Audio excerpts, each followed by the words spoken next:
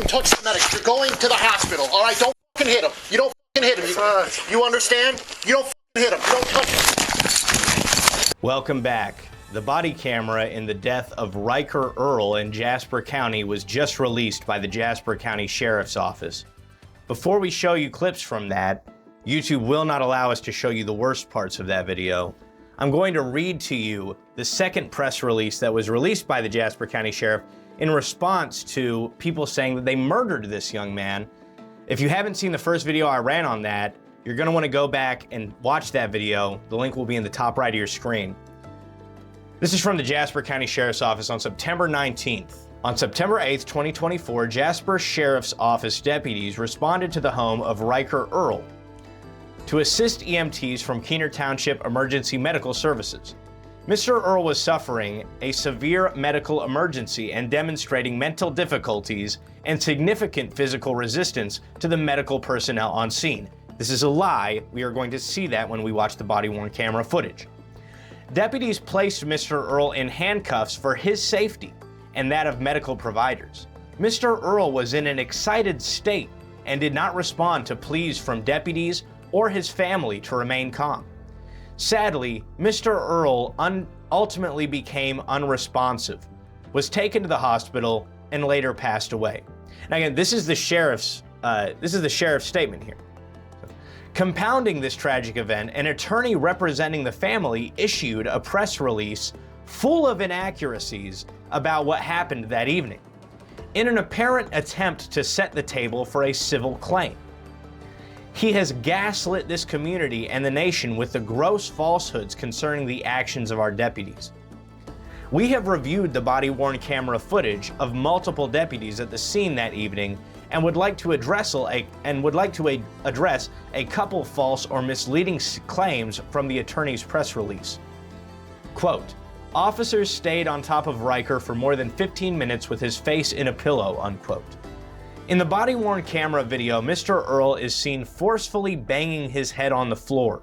Deputies immediately asked the family for a pillow and placed it under his head to prevent Mr. Earl from injuring himself. His head was lying on the pillow. His breathing was not restricted. Well, I'm glad they cleared that up. In addition, the video clearly shows deputies were restraining Mr. Earl by his legs, arms, and shoulders per training. Deputies were holding him in such a way that would not restrict breathing, and Mr. Earl was vocalized during the entire incident. Deputies also placed Mr. Earl on his side, also known as the recovery position. Quote, "His pleas and those of his aunt and grandmother were ignored," unquote. Mr. Earl was in an excited state and multiple family members pleaded with him to remain calm and attempted to assure him that deputies and medical personnel were there to help him, not kill him. Oh wait, that's not in it. The family was standing nearby, verbally aiding in calming Mr. Earl. The Indiana State Police are independently investigating this incident. We intend to release the body-worn camera videos once the investigative agency has cleared us to do so. And so that's from the sheriff himself. So I'm going to address a few inaccuracies in this claim. I have watched the body-worn camera footage, the same body-worn camera footage that this sheriff is claiming to have reviewed before making this completely false and misleading statement. So, first of all, he says, sadly, in the second paragraph, he says, "Sadly, Mr. Earl ultimately became unresponsive." So, and this is just happenstance, right? His deputies are there, doing their jobs, being completely calm, not causing any trouble, and then all of a sudden, Mr. Earl just becomes unresponsive. I mean, you almost wouldn't believe it, right? It almost seems like somebody killed him, right? And that is exactly what happened. So, from an excerpt of the body-worn camera footage, I want to show you, first of all, the part where the deputy's camera films Mr. Earl stumbling and having trouble keeping his balance. You can tell his motor functions have been severely damaged, or his movements have been severely affected by this seizure that he's just suffered, and he trips and he falls, and immediately after that, the deputies become extremely agitated. I'm going to show you a little clip. It's got a little bit of audio.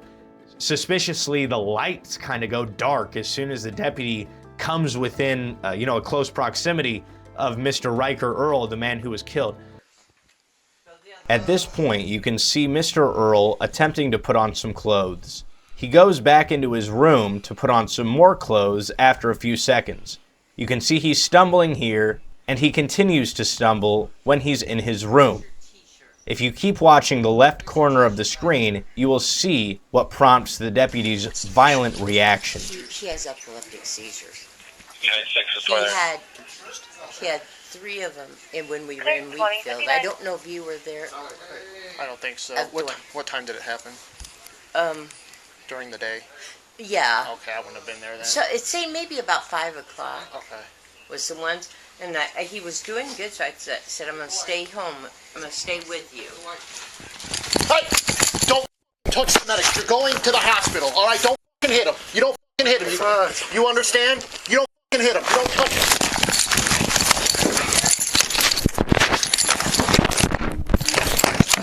Get on the ground. Put your hands behind your back. Hands behind your back now! Now! No, it wasn't Put okay. your hands behind your back.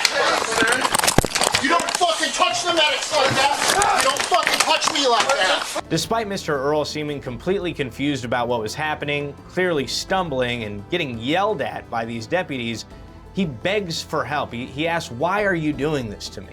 Why are you doing this, guys? You don't touch the medics like that. You don't touch me like that.